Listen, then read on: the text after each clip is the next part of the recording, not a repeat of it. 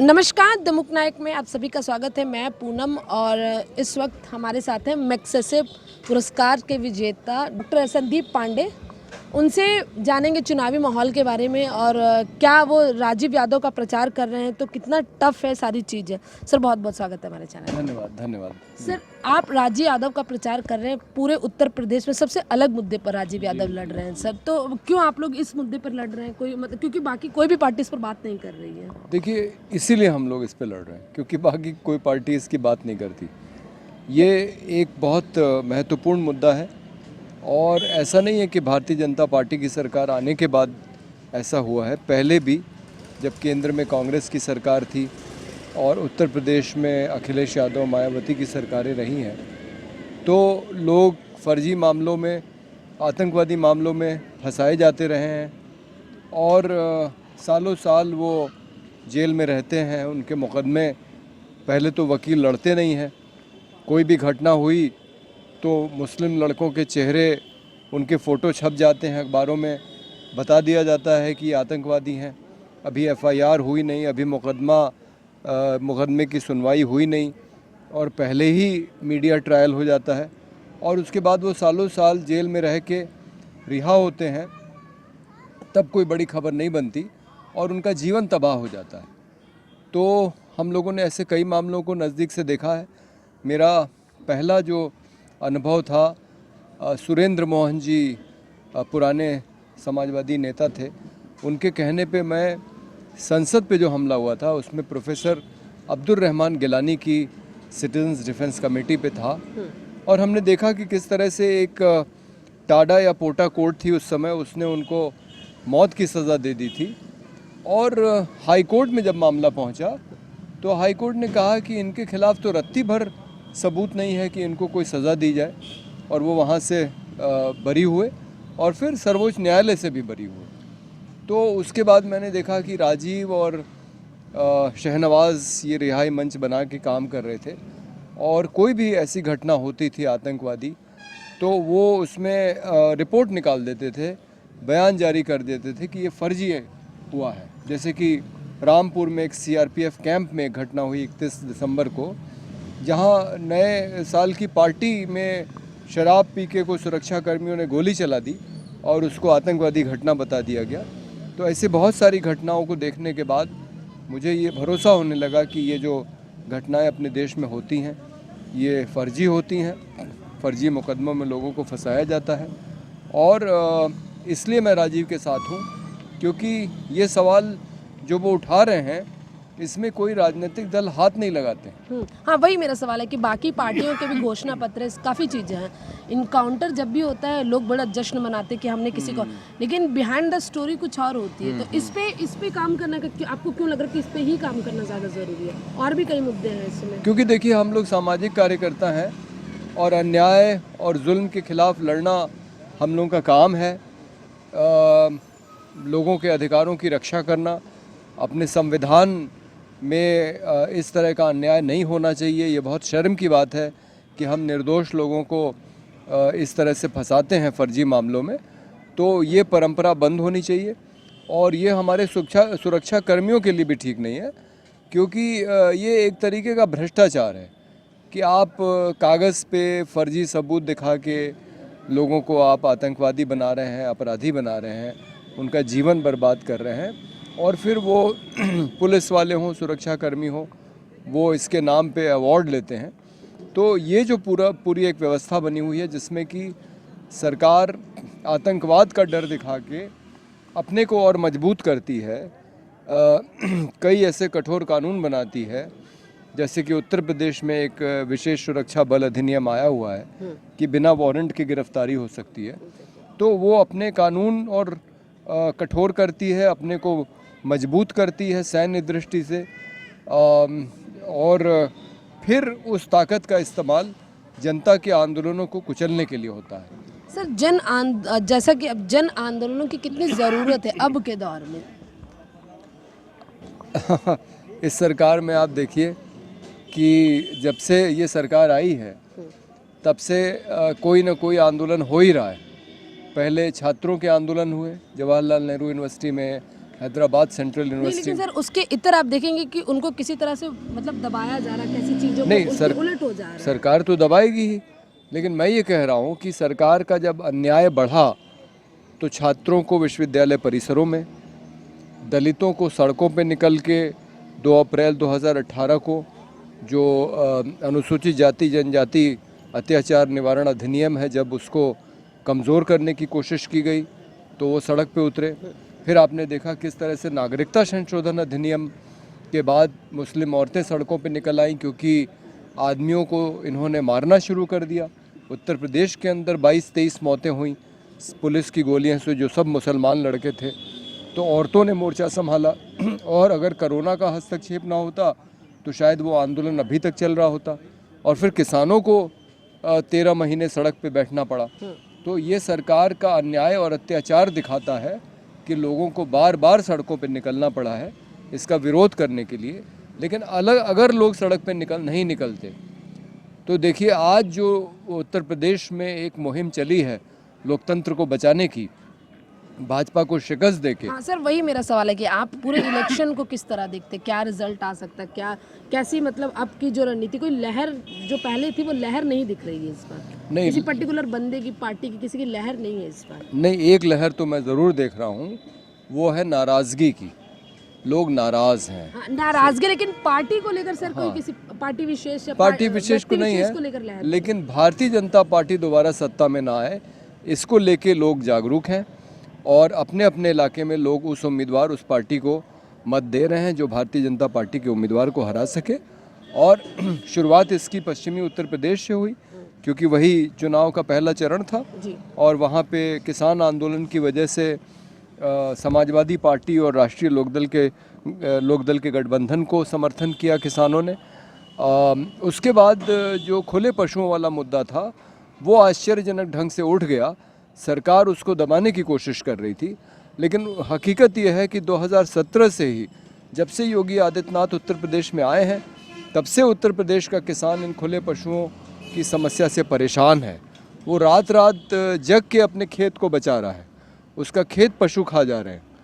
तो जब ये मुद्दा उठ गया तो इस पे प्रधानमंत्री को भी बोलना पड़ा कि अगर भाजपा की सरकार बनेगी तो गाय का गोबर खरीदा जाएगा ताकि किसान खुले पशु को अपने यहाँ बांध ले। और योगी को भी कहना पड़ा कि हम 900 रुपया महीना किसान को देंगे उस पशु को बांधने के लिए। तो ये एक बड़ा मुद्दा है उत्तर प्रदेश का, किसानों का। और अब ये दिख रहा है कि लोगों में महंगाई, बेरोज़गारी, कानून व्यवस्था को लेके, जिसको लेके ये बहुत ढिंढोरा पीटते हैं कि बहुत अच्छा हो गया है, लेकिन हकीकत ये है कि लोगों में डर है, सरकार ने लोगों को आतंकित कर रखा है। और महिला सुरक्षा के नाम पे ऐसे कई मामलों पे लोग परेशान हैं और इसलिए लोग इस सरकार की विदाई चाहते हैं। चलिए सरकार की विदाई की बात होगी। सर, आप प्रोफेसर हैं, शिक्षा में यूपी बहुत पीछे आ गया, अंतिम के 2 लाइनों में यूपी है। तो क्या आपको लग रहा है कि इसमें कितना बदलाव होना चाहिए कि यूपी भी उस वाली लाइन में जहाँ कहा जा सके शिक्षा व्यवस्था अच्छी है? देखिए, मैं अखिलेश यादव की पिछली सरकार में और योगी आदित्यनाथ की सरकार जिसका कार्यकाल अभी पूरा हो रहा है, मैं 2 बार अनशन पे बैठा और 2015 में एक उच्च न्यायालय का आदेश आया था न्यायमूर्ति सुधीर अग्रवाल का कि सरकारी तनख्वाह पाने वाले लोगों के बच्चे अनिवार्य रूप से सरकारी विद्यालयों में पढ़ने चाहिए। अगर ये हो जाता, ये फैसला लागू हो जाता, तो उत्तर प्रदेश के सरकारी स्कूलों की स्थिति ठीक हो जाती। और जब हमारी नींव ठीक रहती, मजबूत रहती, तो जाहिर है कि ऊपर की इमारत भी अच्छी होती और उच्च शिक्षा भी ठीक ठाक होती। सर, अगर ऐसा होता तो एक बड़ा सवाल कि दलितों में जो एजुकेशन का मामला वो ठीक हो पाता? बिल्कुल हो जाता, इसलिए क्योंकि, और ये बात मैंने अखिलेश यादव को कही थी कि अगर आप इस फैसले को लागू करेंगे तो ज़्यादातर जो गरीब है, मेरे एक मित्र हैं IAS अधिकारी आमोद कुमार जी, जो सीतापुर और फैज़ाबाद के जिलाधिकारी रह चुके हैं, उनका कहना है कि 90% दलित जो हैं वो गरीब हैं और 90% जो गरीब है वो दलित ही है। तो अगर ये फैसला लागू होता और सरकारी स्कूलों की व्यवस्था ठीक हो जाती तो सबसे बड़ा फ़ायदा दलितों के बच्चों को होता, जिन्हें अच्छी शिक्षा सरकारी विद्यालयों में मिलती, जिसके आधार पे फिर वो आगे भी बढ़ सकते थे। नहीं तो आज तो हालत ये है कि उत्तर प्रदेश का नौजवान नवयुवती ज़्यादातर ज़िलों में नकल करके कक्षा 10 और 12 की परीक्षा पास करता है और फिर वो किसी रोज़गार के लायक नहीं रहता। और बेरोजगारी की संकट का एक ये भी बड़ा एक कारण है।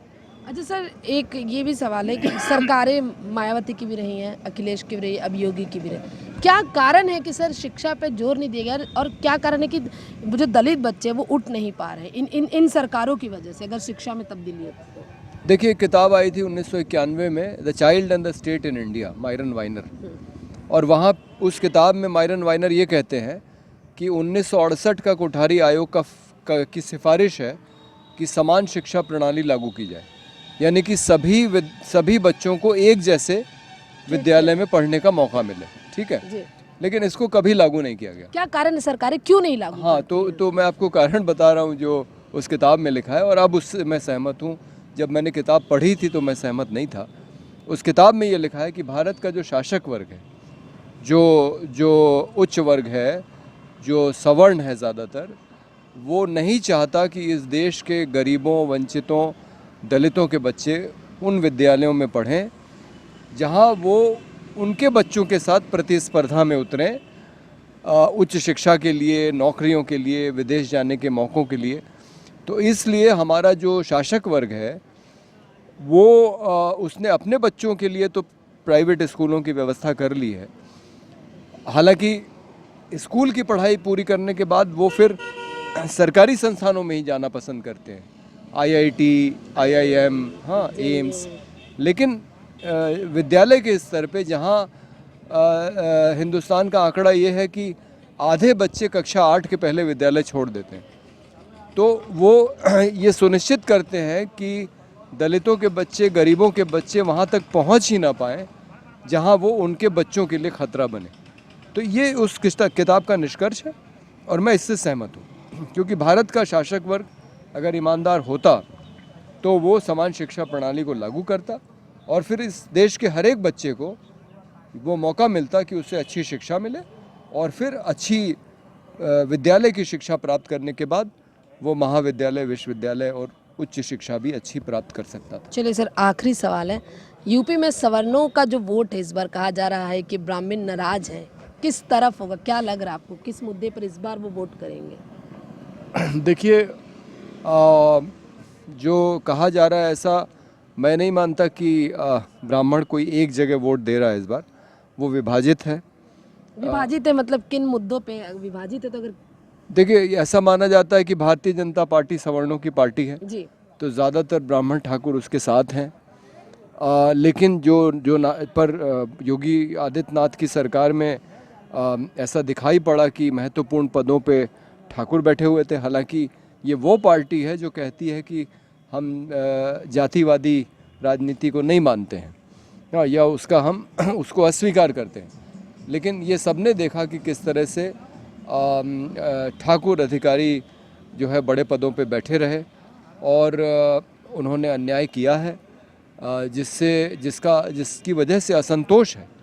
तीन जो मंत्री अन्य पिछड़ा वर्ग के सरकार को छोड़ के सत्ताधारी दल को छोड़ के विपक्षी दल में चले गए, वो उसका प्रमाण है। और जो नाराज़गी है उस वजह से ब्राह्मण वोट बसपा में, सपा में, कुछ कांग्रेस में भी जाएगा। वो विभाजित है सभी बड़ी पार्टियों में। और इसी तरह से जो दूसरे लोग भी हैं वो भी जो अन्य पिछड़ा वर्ग हैं और जो दलित हैं, मुझे लगता है कि इस बार वो भी एक बड़ी संख्या में उसी तरह से वोट कर रहे हैं जिस तरह से मुसलमान वोट करता है, यानी कि जो उम्मीदवार भारतीय जनता पार्टी को हरा सके उसको वोट डाल दो। लेकिन इसमें कुछ सवर्ण भी हैं जो भारतीय जनता पार्टी से नाराज है, वो भी उसी कैंडिडेट को वोट देंगे जो भारतीय जनता पार्टी को हराएगा। अच्छा, बसपा का क्या रोल है? क्योंकि बसपा ने काफ़ी ज़्यादा स्वर्णों को इस बार टिकट दिए, तो क्या जब 10 तारीख को परिणाम आएंगे तो उसमें कुछ दिखेगा कि स्वर्णों का जो वोट है बसपा को कितना आया या उस कैंडिडेट का कितना फ़र्क पड़ा है? देखिए, बहुजन समाज पार्टी का अपना एक कोर वोट बैंक है दलित का, और वो अपनी जगह पे है। हालांकि चंद्रशेखर आज़ाद की आज़ाद समाज पार्टी के आने से वो प्रतिस्पर्धा में खड़े हुए हैं उस वोट के लिए, लेकिन फिर भी ज़्यादातर वोट बसपा को ही जाएगा जो उसका है। और हाँ, जहाँ पे उनके ब्राह्मण कैंडिडेट हैं कुछ वोट वो ज़रूर लेंगे, लेकिन पूरा ब्राह्मण तबका उनके साथ हो जाए या सवर्ण तबका उनके साथ हो जाए, ऐसा शायद नहीं होगा। तो ये थे हमारे साथ डॉक्टर संदीप पांडे, जो हमें बता रहे थे कि क्या होने वाला है 10 तारीख को, किन किन मुद्दों पे इस बार चुनाव लड़े गए हैं, क्या होना चाहिए था, शिक्षा में कितनी तब्दीली होनी चाहिए थी, तो अभी तक नहीं हो पाई है।